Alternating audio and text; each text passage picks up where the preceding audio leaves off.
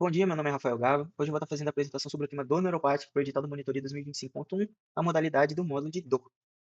A definição da IASP de dor neuropática é uma dor que ocorre como consequência direta de uma doença ou lesão que afeta o sistema somatosensorial. É válido lembrar aqui a questão estrutural de definição, né? Dor neuropática central, encéfalo, tronco, medula.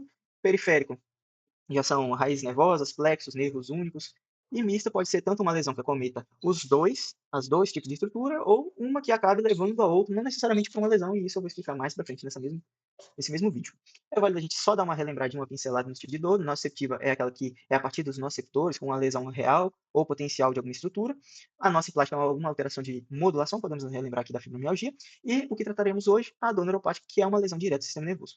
A questão epidemiológica não é muito bem esclarecida, porém 1,5 a 20% da população geral, segundo a Onofre, sofre com dor neuropática. Temos dentro desse grande grupo pequenos grupos que são mais prevalentes para essa doença, por exemplo, infectados com a herpes zoster, cerca de 10% porque tem uma doença muito prevalente, que é a neuralgia pós-herpética. Neuropatia diabética, cerca de 8 a 50% sofrem com dores neuropáticas, e a dor lombar neuropática, 10 e 19% a faixa. Lembrando que a lombalgia é uma das principais causas de aposentadoria no Brasil.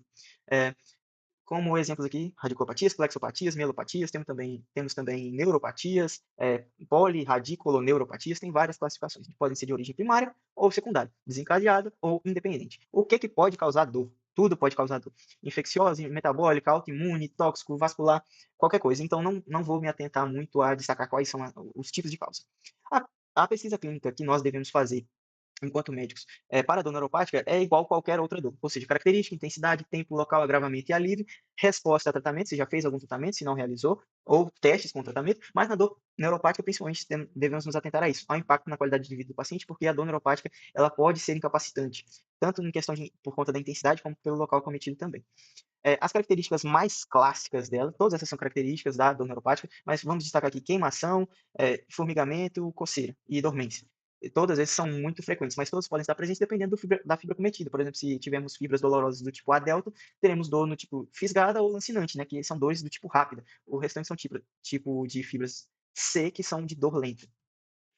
E aqui alguns termos que são importantes para nós, porém, uns acabam entrando dentro dos outros, tipo hipo e hiperalgesia, e acaba entrando dentro de hipo e hiperestesia também. Mas hipoalgesia, a redução da percepção da dor, hiperalgesia pode ser primária ou secundária, né, o aumento da percepção da dor. A primária é o aumento da dor em si no local da lesão, e a secundária de regiões tangentes, né, periféricas à lesão. Por questão de proteção, isso é fisiológico, nós aumentamos a percepção da dor para que nós protejamos a lesão. A allodynia é a percepção de dor em um estímulo não doloroso, por exemplo, o tato, e isso eu vou explicar mais para frente por que isso acontece. Temos a parestesia também, que é válido ressaltar, por exemplo, um formigamento é um tipo de parestesia, uma alteração de sensibilidade. Radiação também é importante.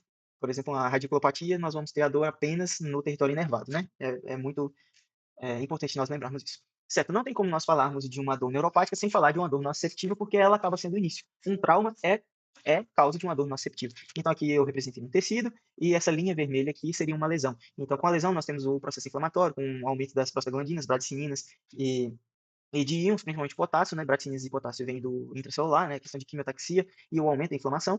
E as prostaglandinas da cascata do ácido láurico. Eu já vou adiantar a questão do aumento dos leucócitos, principalmente dos macrófagos, com a secreção TNF-alfa, que influencia muito nessa questão da sensibilização periférica.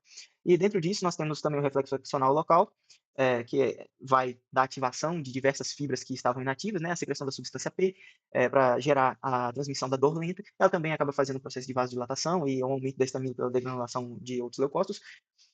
Mas isso é detalhe de nociceptivo, então vou passar. Questão tudo isso para gerar o sinal nociceptivo, ou seja, doloroso, que vai ser transmitido e posteriormente interpretado pelo encéfalo. Tudo isso culmina na excitação neuronal, que é a sensibilização periférica, ou seja, todos esses fatores estão combinando para a ativação de receptores de sódio, que é os NaV 1.8, 1.9, que vão estar reduzindo o limiar de dor. Da fisiologia básica, nós lembramos que o potencial de ação ele é 880, entre aspas, né? Ou você atinge o limiar e realiza a despolarização, ou você não realiza. Então, quando nós reduzimos o limiar, ou seja, aproximamos a polaridade intracelular da polaridade limítrofe da despolarização, isso é a redução do limiar, ou seja, uma facilitação de gerar um potencial de ação. E junto disso também ocorre a ativação de nossos receptores silentes, fibras silentes, né? Que são fibras dolorosas que estavam inativas e a partir do processo de excitação acabam ficando ativas, facilitando a transmissão da dor. E aqui é onde nós temos a fisiologia, a fisiopatologia da hiperalgesia primária e secundária. que é algo normal que ocorre no nosso corpo, questão de proteção. É, já agora falando especificamente da questão neuropática, junto disso, porque a sensibilização periférica faz parte da fisiopatologia, nós temos a neuroplasticidade do neuronal, né, dos neurônios, que mesmo que ela é lenta e não tão eficiente, ela ainda ocorre. Por isso que ocorre o brotamento dos axônios para recuperação. E eu fiz esse mapa mental aqui é de autoria minha. Essas linhas vermelhas são os axônios, essa linha preta seria o trauma. Então, a partir do brotamento, nós temos possibilidades do que poderia acontecer nessa regeneração. Esses axônios poderiam se ligar à sua contraparte normalmente e nada aconteceria de anormal. Porém, por conta dessa neuroplasticidade alterada, reduzida, outras coisas tendem a acontecer. Por exemplo, a formação do neurônio. Quando esse axônio que está tentando fazer essa regeneração, né, esse nervo, ele não consegue se ligar 100% novamente, ele acaba se emaranhando e junto de outras substâncias, né, principalmente a fibrina, ele acaba formando um nódulo fibroso, que é o neurônio. E esse nódulo fibroso, ele é excitável, muito excitável, porém, ele não necessita de excitação para poder gerar uma despolarização, ou seja, uma sensação de dor. Então, é um paciente que tem diversas descargas ectópicas, ou seja, ele está tranquilo e do nada ele sente uma sensação de dor. Outra questão que pode ocorrer, junto ou separado disso, né, porque não é sempre que ocorre no neurônio, são as transmissões hepáticas. Por exemplo, nós temos diversas fibras em um nervo. Não existe um nervo que ele é apenas dor, por exemplo, que tem axônios apenas dolorosos naquele local. Então, esses axônios eles podem não se ligar com o seu correspondente e se ligar com o outro. Por exemplo, axônio 1 com axônio 1. Aí ele vai 1 com 3, 2 com 1 e 3 com 2. E isso acaba gerando uma alodinia também. E, fora isso, o processo de sensibilização por conta da inflamação e também da transmissão do aumento dos canais e questão elétrica também pela transmissão dos íons, um neurônio excitado acaba excitando os outros também. Isso ocorre tanto nos silentes aqui que eu citei, mas também ocorre aqui de forma que eu representei, como o primeiro tem duas setinhas no tracinho, o segundo só duas setinhas e o primeiro uma setinha. Ou seja, excitação dos axônios paralelos ao que está lesado ou está fazendo a transmissão. Outro fator que no local da lesão, onde está ocorrendo o brotamento, há o mesmo aumento de canais de sódio e de cálcio. Sódio, novamente, destacar NaV 1.8 e 1.9 porque eles são muito relevantes.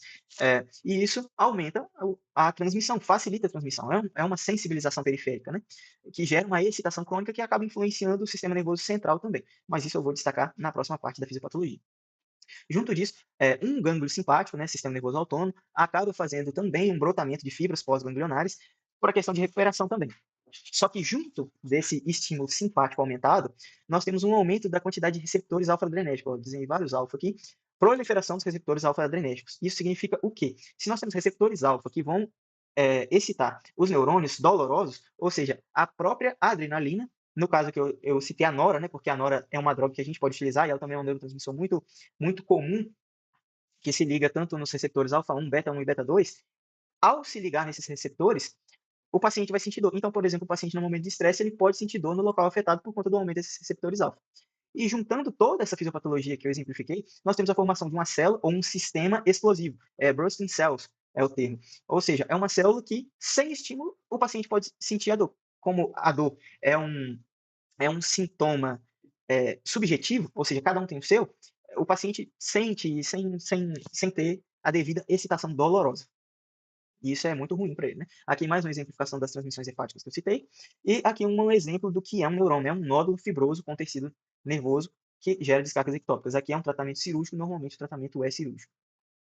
Já na fisiopatologia central agora, nós temos quatro fatores que vão influenciar. Vou começar aqui pelo wind-up, fenômeno wind-up, que é um aumento exponencial da percepção de dor ou da amplificação dos sinais dolorosos com o passar do tempo. Por quê? Aqui é um exemplo de fibra de transmissão rápida, porque as de transmissão lenta também têm os receptores NK1 e a substância P como neurotransmissor. Mas aqui nós estamos lidando com o glutamato. Isso também ocorre nas fibras C, mas vou exemplificar nesse daqui. No sistema nervoso periférico, nós temos os outros canais, mas nós temos o AMPA. No sistema nervoso central, nós temos tanto o AMPA como o NMDA, e os dois são ativados pelo glutamato e fazem o influxo de íons. O AMPA ele faz principalmente o influxo de sódio, que é mais 1. E o NMDA faz tanto o influxo de sódio, que é mais 1, como de cálcio, que é mais 2. E por que essas voltagens são relevantes? Porque o NMDA ele é obstruído por uma molécula, por um íon de magnésio, que é positivo também. Então, quando nós temos uma excitação e um influxo de sódio pelos AMPA, a carga elétrica intracelular fica mais positiva. E a eletrodinâmica, positivo com positivo, se repele, se afasta. Ou seja, nós desobstruímos o NMDA, que estava obstruído com magnésio, a partir da redução da polarização da célula, facilitando a entrada de cálcio. E a partir da entrada de cálcio, que é mais 2, nós temos ainda mais uma facilitação da transmissão do potencial de ação. Um cálcio equivale a 2 sódios, porque ele é mais 2 e o sódio é mais 1. Então, nós temos uma facilitação ainda maior.